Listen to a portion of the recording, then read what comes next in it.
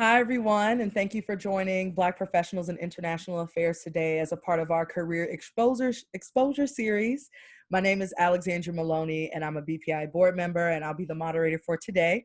We're excited to speak to our friends from who are currently with the Council on Foreign Relations today. The thoughts and views of our guest speakers are their own and do not reflect the Council on Foreign Relations. And if you haven't already, then please follow Black Professionals in International Affairs on our social media. And lastly, we encourage viewers to chime in the chat with any comments or questions that they may have. So without further ado, I'll go ahead and begin by introducing our panelists. Firstly, we have Hayden Welch, who is a research associate with the Women in Foreign Policy program at the Council on Foreign Relations. Prior to her time at CFR, she worked on Capitol Hill and at the El Hebri Foundation. She received her MA degree in Arab Studies in the School of Foreign Service at Georgetown University and her BA from Swarthmore College in Middle East Studies. Next, we have Hassanatu Savage, who is a program assistant for the meetings program at the Council on Foreign Relations. In this role, she researches and develops the substance of CFR programming by identifying appropriate topics, speakers, and framing the intellectual structure of events on U.S. foreign policy. Before CFR, she served as a staff assistant and an executive assistant in the U.S. Senate, where she briefed Senator Daley and provided research on national security and foreign relations.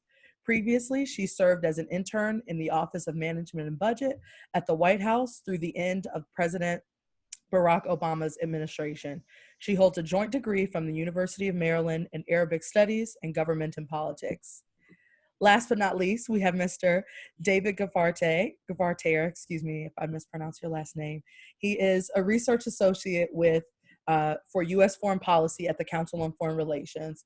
In his role, he provides research support for the Latin America and Europe programs at CFR on topics such as hemispheric and transatlantic security, migration, and nationalism. David was an intern at CFR and also worked at the Spanish Embassy in Washington, D.C., as well as a law firm in Tel Aviv, Israel, and the Harvard International Office. David holds a degree in Romance languages and literatures from Harvard University. His research interests include security, great power competition, the politics of language, and LGBT issues in foreign policy. So thank you to the three of you for taking the time to speak to us today and share with us more about your experiences and your journey in the think tank field as well as international affairs. Thank you so much for having us. Sure. So I'd like to start off by asking, so how is the COVID-19 situation currently affecting the work that you all do? Hassanatu, you have the most impacted program. Do you want to go ahead and start? Yeah, sure. So as mentioned in my bio, I am a program assistant for the CFR meetings team. And so just to give you all a background of what that looks like, CFR has a membership of about 5,000 plus foreign policy experts, and we have panel discussions that are in person throughout the year from September through June is our fiscal year. So for me, I am currently doing lots of virtual programming. So we had our national program separate, then we had our DC, our Washington meetings program, we had a New York program, and just kind of just different departments, but now a lot of the departments are joining together, and we are serving all 5K members virtually, and we do about 4 to 5 panel discussions a week. So a heavy lift, but we're doing it, and so far it's going well. We're doing the best that we can with Zoom. Great. And Hayden and David, did either of you want to answer that as well? I think Hayden is muted right now, so she can't. She looks like she has something to say. Hayden, you can go ahead if you wanted to. Oh. She's muted right now. Oh, okay. Oh, I need to unmute you. I'm sorry. I'm sorry. Got it. All right. Thank you. No worries. Still on the Zoom platform. Thank you for your patience, everyone. All All right. So yeah, I work at the Council on Foreign Relations. So I'm in the Women in Foreign Policy program at the Council on Foreign Relations, and I'm a research associate there. So my job is to help the senior fellows who conduct research on a variety of issues related to women in foreign policy. But mainly the Women in Foreign Policy program is focused on increasing the importance of gender in foreign policy and increasing the recognition of gender's importance in foreign policy. I think gender often gets sidelined as a foreign policy issue, and so the senior fellows there are really trying to highlight gender and women's issues in particular as well. So right now I'm currently conducting some research on the most recent global feminist movement and the Me Too movement, and I'm also working on some projects on human trafficking involving forced labor, sex trafficking, and child labor as well. So those are the main projects that I'm working on at CFR right now. Great, thank you. We have viewers here. If you're a student who's watching, please feel free to put hashtag student in the chat. If you're a professional, please feel free to put hashtag professional. But for our younger viewers or for folks who may not know, could one of you answer what is a think tank for us to make sure that we have that general understanding? Yeah, so I think David also needs to be unmuted too, or maybe, Okay. yeah, so maybe we just leave ourselves unmuted this time. But so I can talk a little bit about what a think tank is. So there are a bunch of different think tanks in DC. Many are focused on foreign policy, but there are think tanks that deal with other issues as well. But our foreign policy think tank basically convenes a lot of experts who have academic expertise, but then also have expertise in the field as well. And so they often write papers, share policy ideas, critique different policies, and work with lawmakers as well to discuss a lot of policy areas. I think that's in general what a think tank does, and provide a lot of policy options for policymakers. And we do this through events, through writing papers, through a lot of meetings. But I think that's a general summary. The way that I like to explain it, especially to people who are still in college or that's the university environment is what they're used to, as I like to think of it as a university, except without the students and classes. So if you think a lot about the research that's going on that professors are doing and research assistants are doing, and the conferences that are being held and whatnot, all of that is basically what a think tank is doing. So it's basically if a professor could just go and do all of their research with the research associates and not have to teach classes, that's effectively what we do. Thank you for that. So could each of you tell us a little more about your specialty and your expertise area and where that interest sparked for each of you?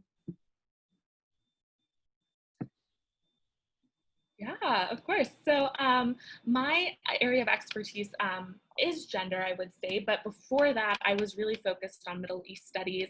And so I was really interested in the history of the Middle East, politics in the Middle East, and that really got started for me when I was in high school, and I was really interested in a lot of the events surrounding the Iraq War and the war in Afghanistan. So that's really what sparked my interest. And so then I went to college, and Arabic was offered as a class which was not offered in my high school. And so that was a really great opportunity for me to study Arabic. And then through that process, I became really interested in politics and literature. And so I really focused all in on that. And so after my undergraduate career, which was at Swarthmore College, I went to Georgetown University to get my master's degree in Arab Studies. And while I was there, I saw that there was an opening at the Georgetown Institute for Women, Peace, and Security. And since I had been interested in gender, but maybe not as in depth, I thought it would be a cool experience to try working as a research assistant there. And then that is really how I got more of a focus and interest on gender issues beyond just the Middle East as well. And so then now that I'm working at the Council on Foreign Relations, I get to work on gender issues and research gender and foreign policy full time. And for me, I think similarly, in some ways to Hayden's path, my interest sort of sparked in high school, but it sparked through languages. I've always been a language nerd, and so I really found myself enjoying the different language classes that I was doing. And so for me, sort of the natural extension of that interest was beginning to investigate more the places in which those languages were spoken, especially like Latin America and Europe. And so I started becoming interested in the politics of those areas. And so I continued that interest through college, taking a lot of courses, and especially through internship experiences. I was able to apply that more, and that sort of directed me towards a more foreign policy oriented career. And that's how I got to CFR. Oh, Hassanatu's muted again. Yes. Okay. I think that I've unmuted you. Yes, I am unmuted. Thank you.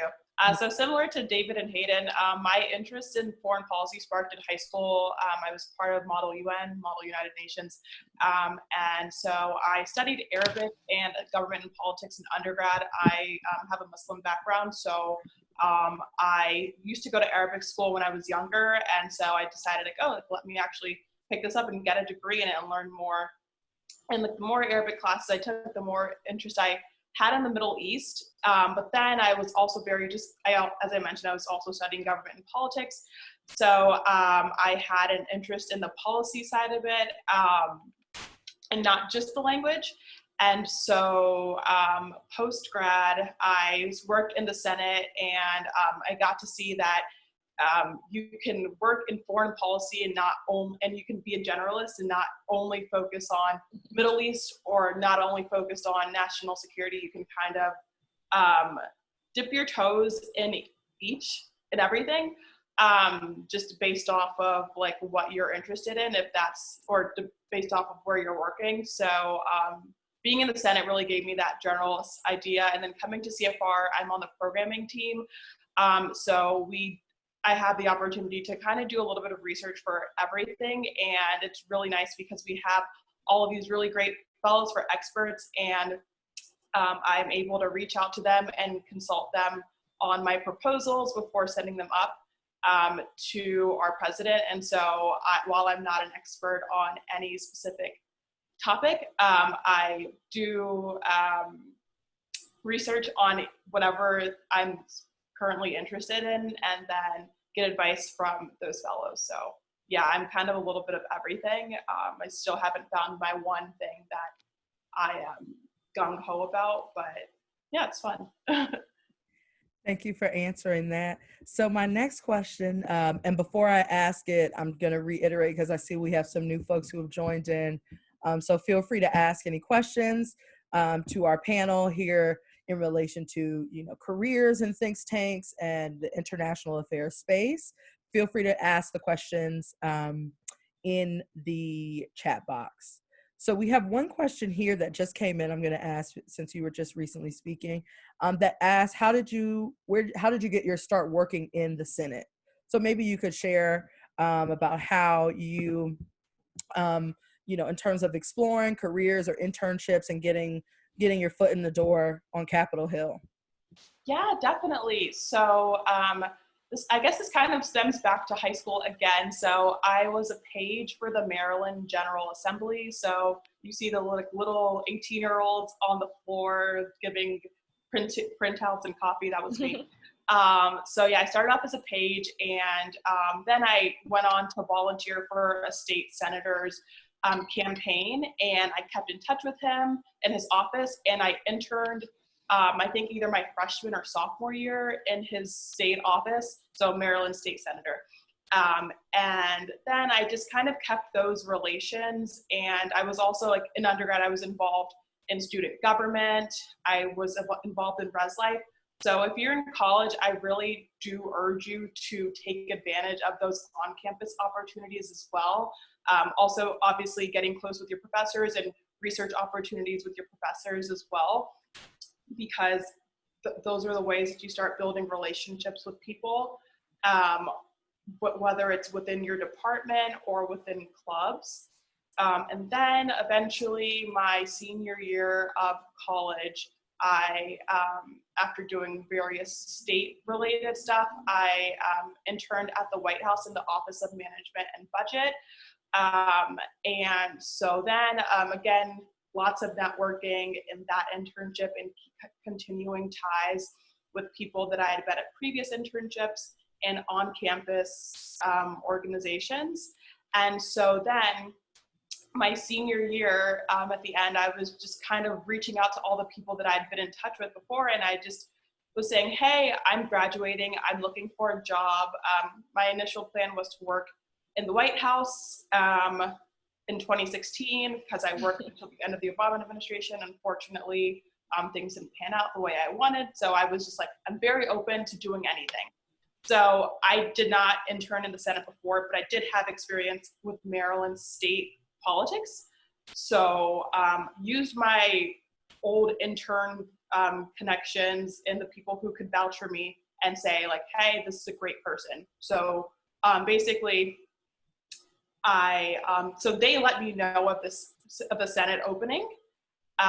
This wasn't an opening that was online, and as y'all know, many Capitol Hill positions are posted online. So with all of that that was a very long-winded answer, but I just think the best thing for you to do if you want to get on the Hill, continue keeping up your relationships with people from past internships, past clubs, because when you're looking for a job, a lot of times it's word of mouth because hundreds of people are applying to the Hill.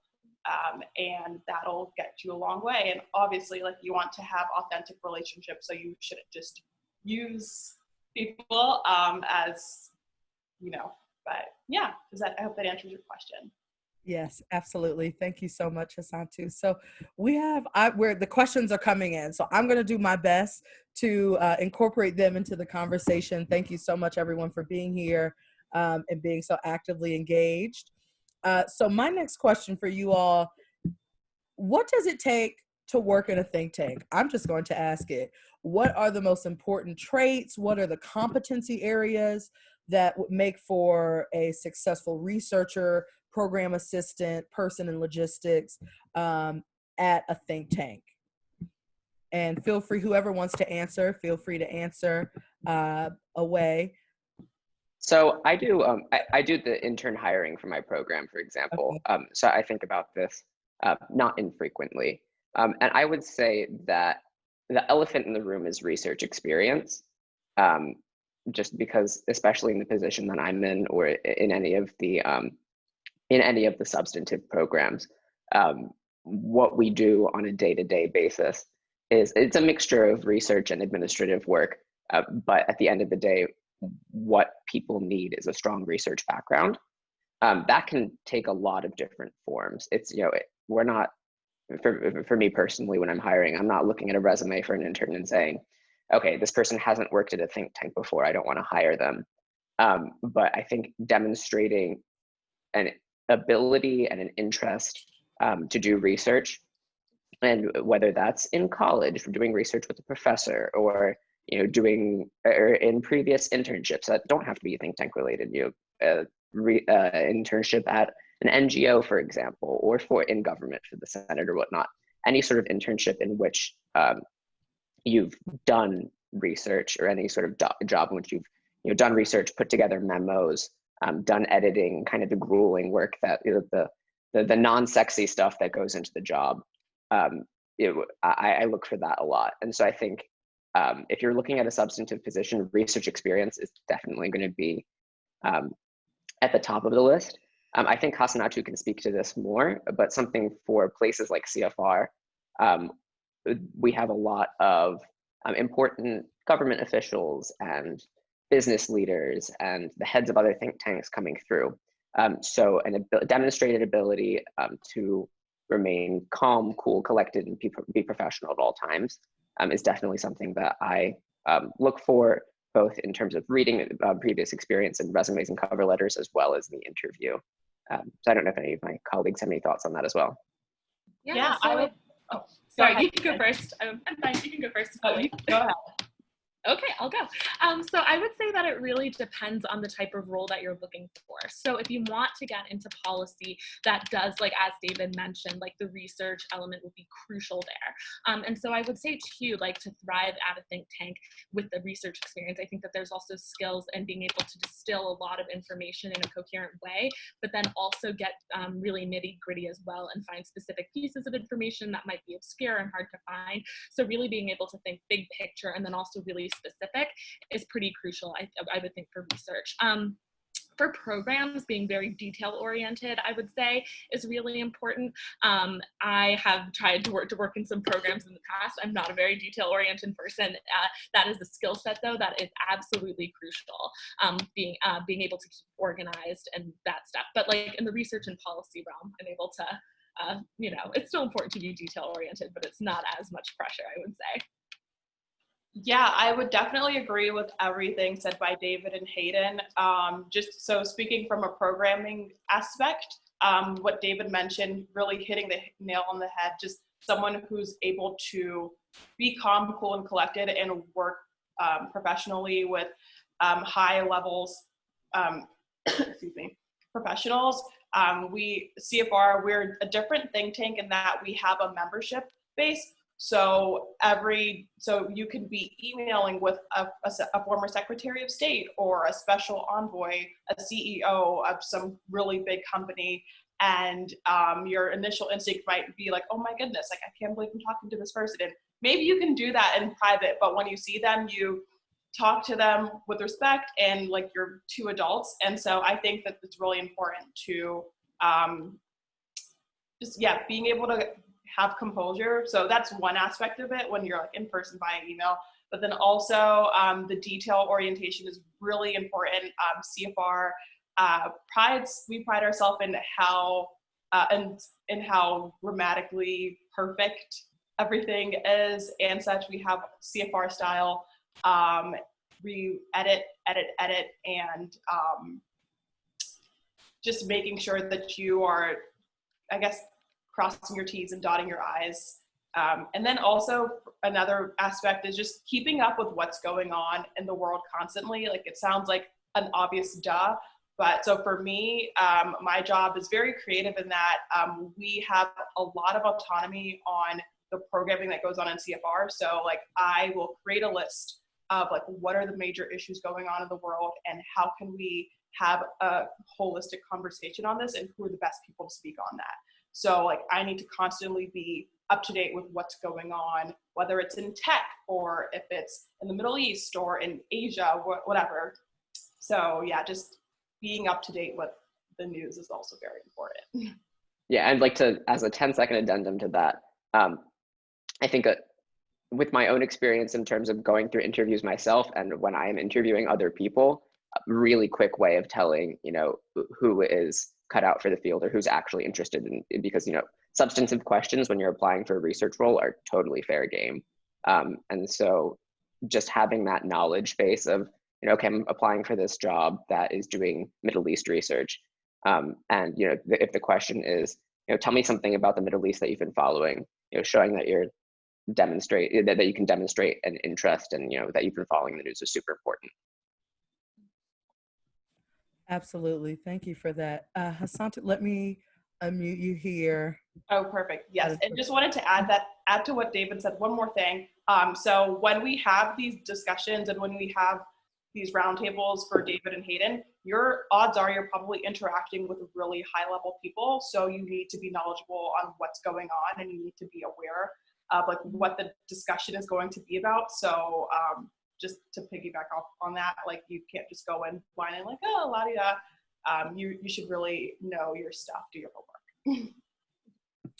And could you all speak to, in connection to what you just mentioned there, and feel free, whoever wants to pick this question up, but the importance of being objective in some of this work. So sometimes it may be easy for students or folks to, include their opinion on what things are, what they should be. Could you all speak to the importance of the objectivity side for a professional in the think tank space? I would say that more than being objective, I think there's the issue of being nonpartisan. So I would say like that is like what's really crucial here, because it's like CFR does, or like different fellows at CFR do argue for certain viewpoints. They'll discuss certain policies that are crucial, and they'll even be critical of some policymakers and different policies.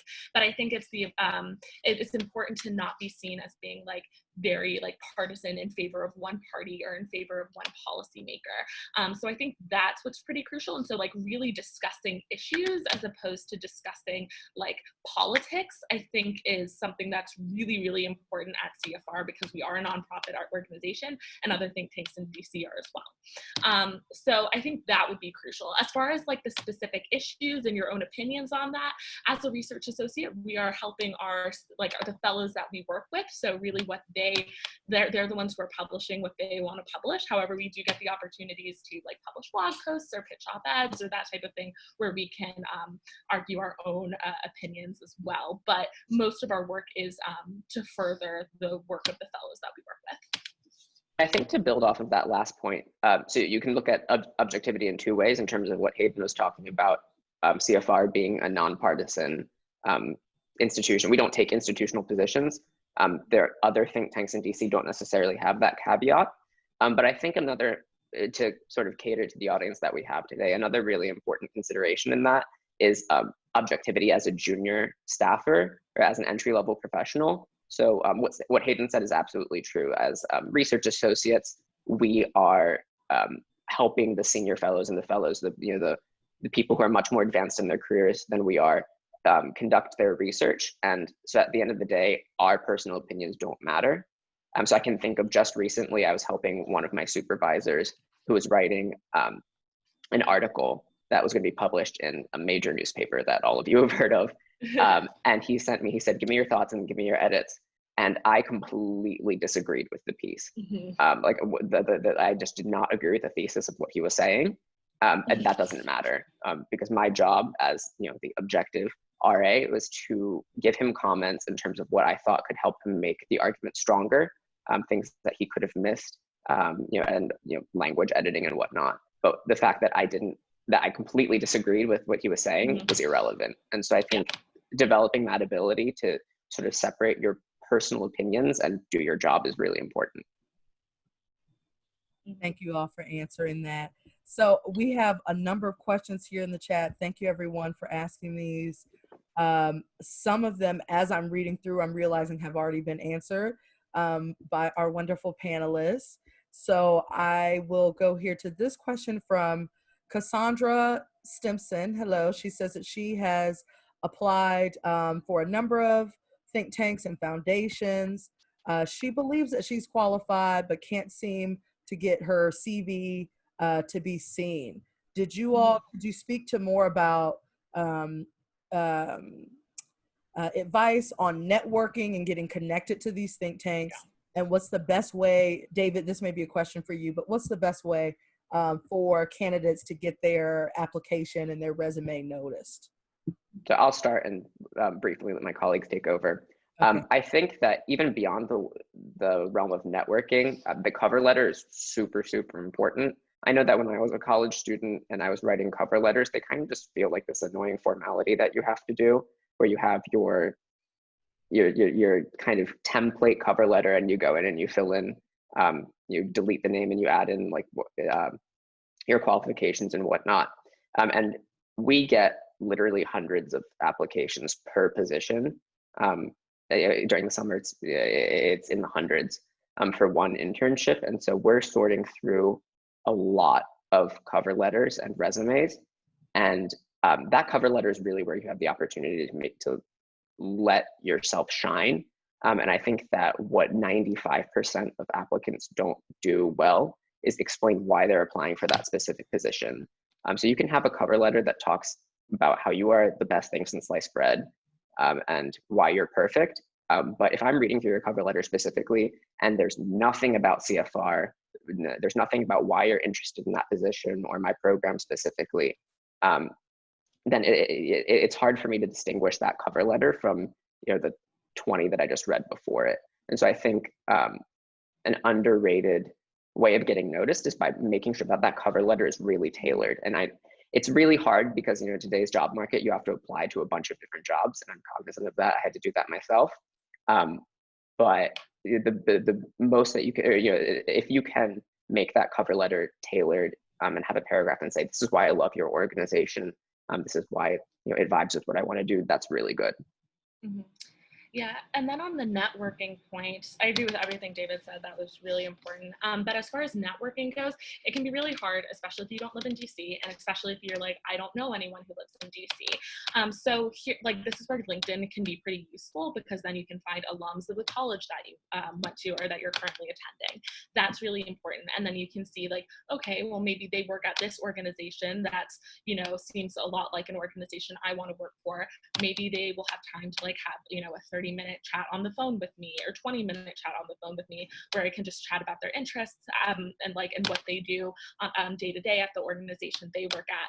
And eventually, if you develop a relationship or a connection that like feels like really important to you, I think the ask about like, if you see an opening that you really want is like, hi, can you make sure that like my resume gets looked at, instead of like, hi, like, please, can I have this job? I think that that is like a really, really important, because no one can guarantee a job to you, but people can guarantee like, okay, yeah, like we'll make sure that this gets read, because again, for so many of these positions, there are hundreds of applications, as David said.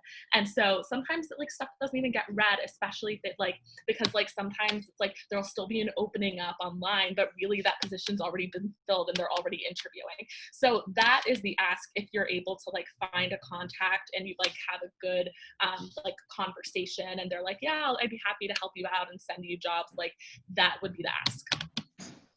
I agree with everything that Hayden and David just said. I just want to add one quick thing. Make sure that you proofread it and get someone else to proofread it, because if you have typos on your resume, that's not a good look. And oftentimes that happens to people, and they're like, why am I not getting responses? And you could have that you worked somewhere in 2025 when you meant to write 2020, or that you worked there in 2015. So just simple things like that, because your resume shows your attention to detail and your ability to write concisely.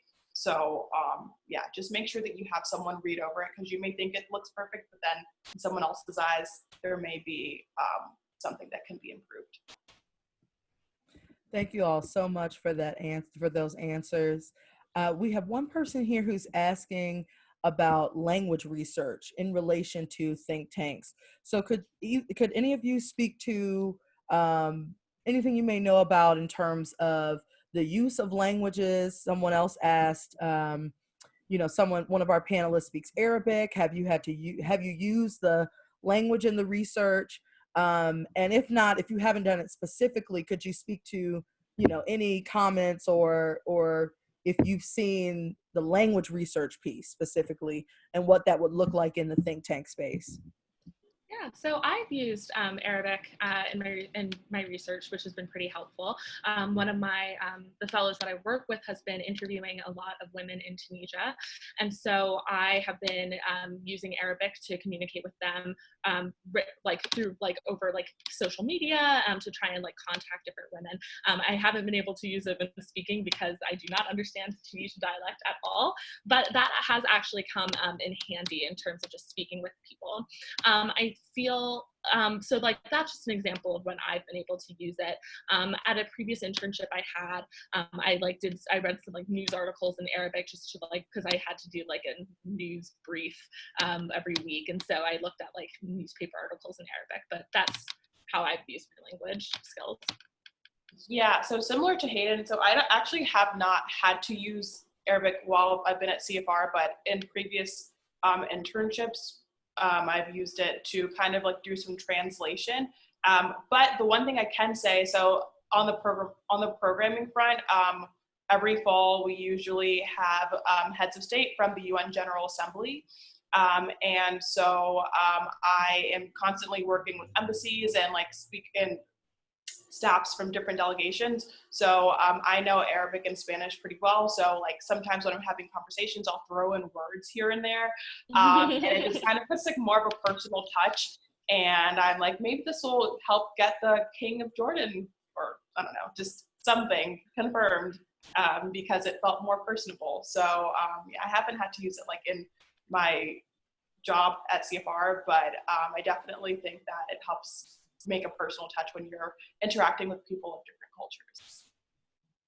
And so at the far end of the spectrum, I use my foreign languages every day with my job, because I am, so Hayden's working with I'll call like a like a thematic area. And so I'm working more in regional areas.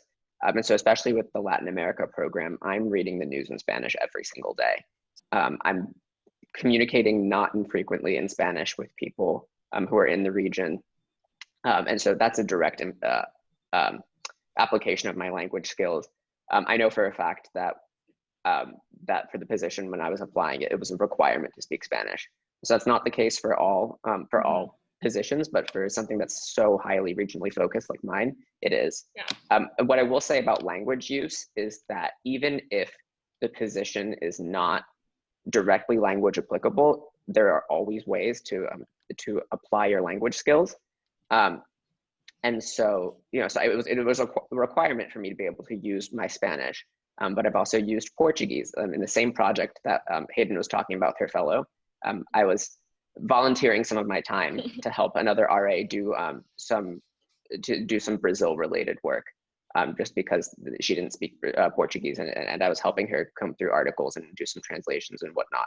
And for my fellow in the Europe program, it wasn't a requirement, but it made it a lot easier for me to do some research by using my French. And so even if you're not required to do Latin America news briefing every day, if you have a language and that's what you're passionate about, there are definitely ways to keep it up to date. Yeah, and one thing I would say too is that at CFR, and David touched on this briefly, but there are different programs and different fellows who are more thematic based versus regional. So not every position has a language requirement. Even for those positions that don't have a language requirement though, noting and discussing you speaking another language would be very impressive, even if it isn't necessarily useful in the specific job. It's still very impressive when you apply. But at the same time though, it isn't required for every position either. So don't think like, oh no, I can never work in DC if I don't speak another language. Like that's definitely not true either. But it's a great way to build your resume. So if you have the time, go for it. Mm-hmm. Absolutely, absolutely. Especially during a time like this where we may have a little more free time, build these skills. Absolutely. So we have one question here from Chanel Haley. I know that she is a former BPI board member, so I wanted to shout her out. She asked if you could talk a little bit about, and I'm curious to know this too, about what opportunities for career advancement looks like when working at a think tank. So if you see do folks, begin and then they stay in for 10 years, 20 years, or do folks go and get other experience and come back? What have you all seen in the field? So this looks drastically different depending on the think tank, I will say. And so for CFR, the short answer is that career advancement isn't really a consideration because the RA positions and the junior staff positions are generally short stints that you'll do. You'll come in, the expectation is you'll work for 2-3 years, and then you'll go off and do a master's or go do other things. So it's meant as a way of building experience at the junior or at the entry level, but it's not really meant to be a career ladder. That being said, there are definitely think tanks where that is a possibility, where you can enter even as an intern and again then get hired full time and work your way up. And so it really just depends institution to institution. Yeah, I'd actually like to chime in just because my team is a little bit different. So I started off as a program assistant, and I have the opportunity to get promoted once we are able to get promoted.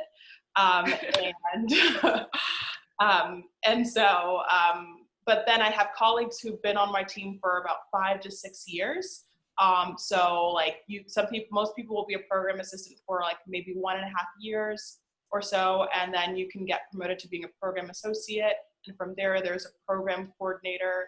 And then from there, there's an assistant or associate director. And so basically on the programming side, there is a way up. There definitely is a ceiling, like you're not going to keep going and become a VP, or maybe you can, I don't know. But realistically, I would probably want to go off to grad school or off to do another position. But on the programming side, there definitely, you could stay at the council for at least 5+ years if that's what your goals are. Yeah, and I would just say this is an excellent question to ask in an interview. Like, what are the professional development opportunities like? How long did the last person stay in this role? How long do people typically stay at this organization? Like, those are all excellent questions because it will vary from organization to organization. But as David said, at CFR, if you're if you're going to be like on the research associate track, like there isn't a research associate track, you're a research associate and then you go someplace else. Thank you all for that. I'm here learning too. So I'm thankful for all your responses here. So I'm going to take about one or two more questions from the audience, from the chat. And then I'll go ahead and ask a concluding question. Maggie Chambers here asks, how do you feel the COVID-19 situation will change employment opportunities with Council on Foreign Relations or think tanks as a whole in terms of the fall term and the future? So you all mentioned that earlier that you all are doing remote work. Some particular areas in international affairs, as we've learned in previous talks, has just a much more regimented process in terms of onboarding and orientation and their process for bringing folks on. So I'm also interested in hearing how you all think the current situation will affect employment at CFR or at think tanks as a whole. I know that's a big question. Yeah, I mean, I'll just say it's not. And then as a follow-up to that, someone else had kind of a connecting question, but would you encourage individuals to continue applying normally, in the sense that, I'm sure that that CFR, think tanks, organizations kind of in this space are, doing their best to adjust to the situation at hand in a timely manner. So if anybody had any points on it, you're welcome to respond. Yeah. And if not, okay, Hayden. Yeah, so I would just say it's going to be hard, right? Because a lot of organizations are going to want to reduce costs, not hire if they can avoid it, and it's like a really hard time to apply for jobs. Still apply though, there will still be openings, people will, but it's just not going to be an easy year, unfortunately. I would say that, if you are living at home, you're able to do it, you have financial support. Looking at internships, if you're a graduating senior, might be a really good idea, even if you did want that full-time job. Still apply for full-time jobs, but maybe keep an open mind for internships too, just because I think that it is going to be hard. So apply for more jobs than you normally might. Make sure that really tailor that cover letter, network even harder. It's going to be tough. Yeah, I mean, I know our summer internship program is still going on. So there's that, but then also, we're all junior staff, so we don't know what's going on up at higher levels. But what I can say is if a job is posted online, then that means they're hiring for that position. So yeah, definitely, I imagine there will be a lot more limited positions, but as Hayden said, just apply and take what you can get and see how you can work your way into what position you ideally want to be in. Great, thank you, Hassanatu. David, did you have a point there? Or I think Hayden and Hassanatu covered it well. Great, thank you. So I'm going to take one more question here from the audience. I'm seeing some really good ones here. We have one from Jeffrey Simmons. He said his question: a large part of research is knowing where to get your information. What are a couple of strong sources that are reliable for foreign policy research? Ooh, good question. So I think it really depends on the type of research that you're doing. So for me personally, the big name newspapers are good places to go for broader overviews. So in addition to New York Times, Washington Post, Foreign Policy is good, The Economist is good, those types of long form overview type publications. But for my work specifically, I like to do in region research. So I'll look at a couple of the biggest Mexican newspapers, for example, or a couple of the biggest Brazilian newspapers, for example. And so I think in that sense, sort of name recognition and name brand holds a lot in terms of what are the reliable sources that we can go to. And I know that Hassanatu and Hayden do a lot with different sources of information as well. So. Yeah, so right now one of the big projects I'm working on involves like a lot of social media because the senior fellow I work with is doing a lot of research on like feminism on social media. So the idea of like having a solid source like isn't as relevant, I would say, to a lot of the research I'm doing right now. What I also would say is that different sources, even if they're not solid, can be useful. I think what's really important is contextualizing the source. There's sometimes you'll be like doing research into a country where like there aren't solid local newspapers. There just aren't, because everything is like state controlled. So like having that context is super crucial, and then also looking for different sources. So like if there are opposition newspapers, for example, or diaspora newspapers, which come with their own issues, right? Like that ends up being super critical. As far as like looking broader for like statistics and stuff, I would look at a lot of like UN organizations, UN reports, World Bank reports. Like those end up being like really helpful when there's like a certain number that you need and you don't know where to find it. Like those end up being really crucial. Everything that Hayden and David have said has covered it, so I don't want to repeat them. Great, thank you guys. And I have one more question, but I see another question on here that I think is really good and worth asking. It's from Samuel Nixon, who asks, what other paths or professions have you seen in terms of research? So what do other careers and other opportunities look like in research, you know, inside or outside of think tanks? So I guess I'll frame this in terms of what I've seen our colleagues do when they leave CFR. Is that a strong research background, I think, is going to help you in literally anything that you do. I can't think of a single job, private sector, public sector, NGO, et cetera, in which having a strong research background isn't going to help you. Like, doesn't matter if you're selling vacuum cleaners. Like, if you can do market research on what the vacuum cleaner market looks like, you're a better vacuum cleaner salesperson. And so we've seen a lot of our colleagues go into consulting if they're interested in the private sector side. And they can go in, they've gone into academia, gotten their PhD to become professors and whatnot. And so I think that really it's the skill that you build that's super important. And if there's something that interests you in the future, that it's completely applicable and it doesn't matter necessarily what it is. Well said. Yeah, I'd agree with a lot of that. I think like for different tracks, I think like it really matters like what type of organization you want to work at, because I think, as David said, you'll find research wherever, like in any sector, in any industry, they'll need researchers. So if you're really interested in working in the public sector, there are going to be policy positions that are really helpful. You can be a researcher on a campaign if you want to work in politics. Like there are definitely different avenues for research. I think it just really depends like where you like what environment you want to be working in, like whether you want to work in the private sector, public, politics, policy. That I think that's really what's important to figure out there. Thank you, Hayden.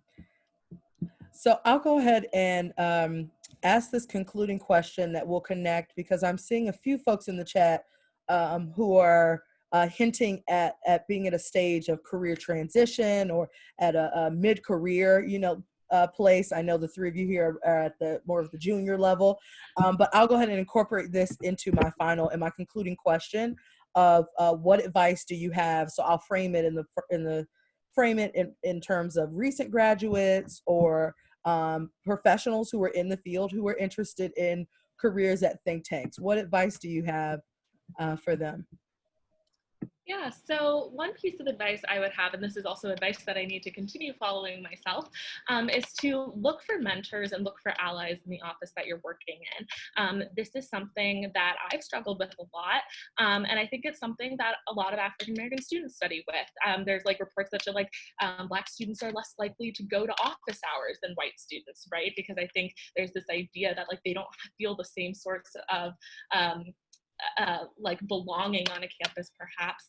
They feel like they're guests, they're not entitled to their professor's time. And so I would say that it's really crucial to realize, like, whatever office you're in, you belong there. You deserve to make those connections and make those relationships with your colleagues. And then especially finding an older mentor. If there's a Black mentor in your office, that's great, but I think it's really crucial to find somebody who can look out for you, who can give you advice if you're having any problems in the office. I think that is really, really crucial. And so even if it's scary for me often, it's really important to push through that. Yeah, I would love to echo everything that Hayden just said. And on top of that, just kind of like making sure that whatever decision you're making for whatever your next move is, or even your current move, making sure that it's one of your own. I know that in DC, a lot of people always are constantly comparing themselves, trying to be the next big thing. You see like one of your friends like, oh, this person's working in like this place, like maybe I need to like one up them. Just making sure that you're living your truth and working in whatever job or field that interests you, and not feeling shamed to not go in a certain direction because it just doesn't seem like the sexy option compared to what others are doing. And also just making sure that you're enjoying what you're doing in that moment. I feel like people are always looking to do what's next, rather than really getting the most out of what their current position is. Just thinking back to when I first started working on the Hill back in 2017, maybe I was a month in and people were like, what's next? And I'm like, I don't even know what I'm doing here yet. So yeah, just making sure that you're getting the most out of your experiences that you're in, and network and learn as much as you can in whatever position you're in, and then look to the next thing. Because I just feel like we're always on go.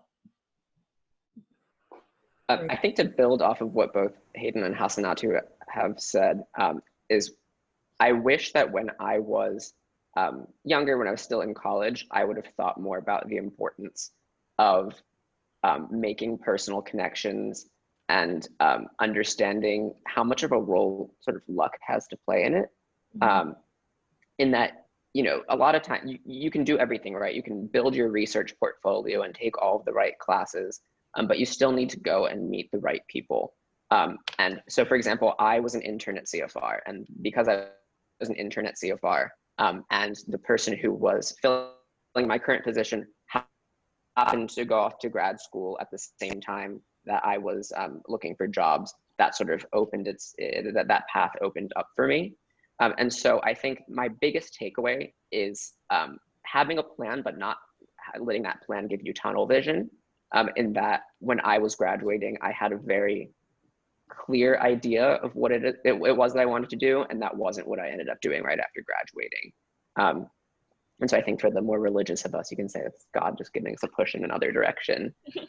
Because, you know, I was like, okay, I'm gonna go into the State Department, I'm gonna do government work. And I was having a really hard time with applications and suddenly this opportunity at CFR kind of just made its way. And it's been really great. And I think it wasn't something that I would have thought about doing a year ago.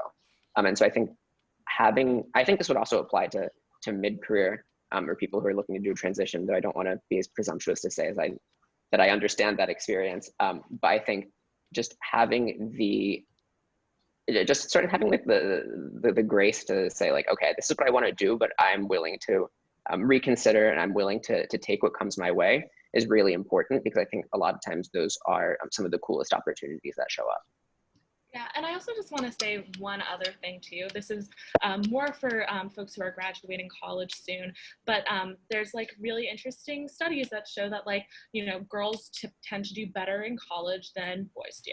They get better grades and all of that, but once you enter the working world, men are far more successful than their counterparts. And again, this is because obviously of, like, you know, systemic bias, but also because men tend to like network more and use those connections more, whereas you know, younger women tend to think like, oh, well, if I just do my best, it's a meritocracy, I'll get rewarded eventually. And that's not how it works. It's really important to demand what you want, ask for what you want, be super ambitious, because doing a good job, keeping your head down, getting a good grade, like that doesn't matter in the working world. And that was a lesson I really had to learn. That was really hard for me after my first year, in my first year in the working world. And it's something I'm like learning a lot more now, but the working world is not like college, and it is not, you're not going to get a good grade. It is all about who you know. And so really looking at LinkedIn to figure out what connections you have is very crucial. Hayden, Hassanatu, David, thank the three of you so much for speaking to us today and sharing your experiences and taking the time to answer all of these questions. Thank you to all of the folks who joined in today on the conversation. And we look forward to seeing everyone at future BPIA and Black Professional International Affairs events. So with that, I'll go ahead and sign us off. And I wish everyone a great day, and please stay safe out there. All right. Thank you, everybody. Thank you. Bye-bye.